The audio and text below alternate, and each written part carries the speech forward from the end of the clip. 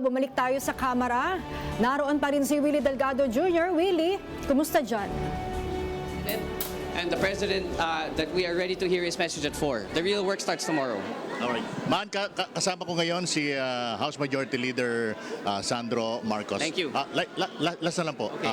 Ano pong inaasahan ulit sa zona ng Pangulo? Inaasahan with regards to ano maririnig nila? Yes. Well, I think the survey results speak for itself with regards to the order in which people want to hear the issues at hand. Hintayin na lang natin ang Pangulo. Ayaw ko siyang unahan. Sabi mismo ng Pangulo, meron daw dapat hintayin. Do you have any idea kung ano po ito? I have no idea. Salamat po, salamat po. Alright.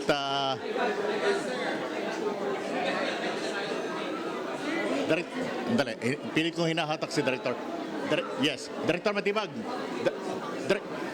Alright. Alright, nakaalpas. Oo, Willie. Si Director. Kumusta na dyan? Yes, ma'am. Kumusta na dyan? Kasi isang oras na lang ba? Oo. Marami na bang mga dumating na mga bisita, mga dignitaries? Oo, yung ating mga opisyal ng gobyerno, ahensya?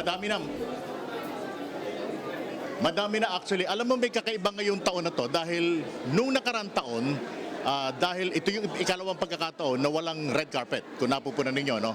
Pero merong konting pagkakaiba ngayong taon na ito dahil sa kabila ng kawalan ng red carpet, marami ang dumadaan ngayon dito mismo sa North Lobby ng House papunta dun sa mismong plenary. Kasi last year, yung iba, mas pinili nila na dun sa South Wing Lobby magsidaan para dumiretso dun sa plenary. Pero ngayon, halos karamihan mukhang dito lahat na dumadaan sa kabila nung wala silang nilalakaran na red carpet. Mas maikli ba ang daan dyan? Bakit pinili nilang dyan dumaan ngayon, Willie? Naging tradisyon na kasi na dito sa North Lobby dumadaan yung mga VIPs, yung mga bisita, mga kongresista, mga senador, mga kinatawan ng ating pamahalaan. Dito na yung naging tradisyon na nilalakaran nila.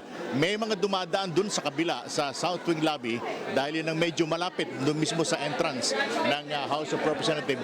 Pero karamihan dahil sa naging tradisyon na, naging kaugalian na dito dumaan. Kaya dito actually naglalatag ng red carpet para daanan ng mga bisita. Pero sa ngayon, dahil 2 taon na ngayon walang red carpet, pero kapuna-puna. Ngayon taon na ito mukhang mas marami ang dumaan dito sa kabila nung wala silang lalakarang red carpet. O yan. Kumusta naman yung kanilang mga damit, mga kasuotan, Willie?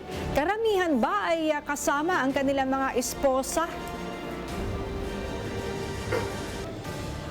Kasama nila yung mga congressmen na may mga kasamang mga kabiyak nila, mga esposa. Mukhang lumalabas na simple lang dahil doon sa naging panawagan na rin ng House of Representatives ng Pangulong BBM na maging simple dahil hindi kinakailangang engrande ang makita ng ating mga kababayan dito sa ikalimang zona ng Pangulong BBM dahil ang mas mahalaga dito ay yung mensahe na ibibigay, ilalahad ng Pangulong BBM sa taong bayan. Kaya mukhang sumunod naman yung ilan sa mga bisita, especially yung mga kababaihan na naging simple lang yung kanilang mga pananamit habang lumalakad dito sa North Wing Lobby ng House of Representatives dito sa Kamara. Oo. Willie, nakaramdam ba kayo ng mas pinahigpit na seguridad? Dahil alam naman natin yung nangyari kagabi kung saan ay nakakuha ang otoridad o nakakumpiska o may pinasabog din na improvised explosive device sa Maynila. Willie. Yung balitang yan nakarating din dito sa mababang kapulungan ng Kongreso.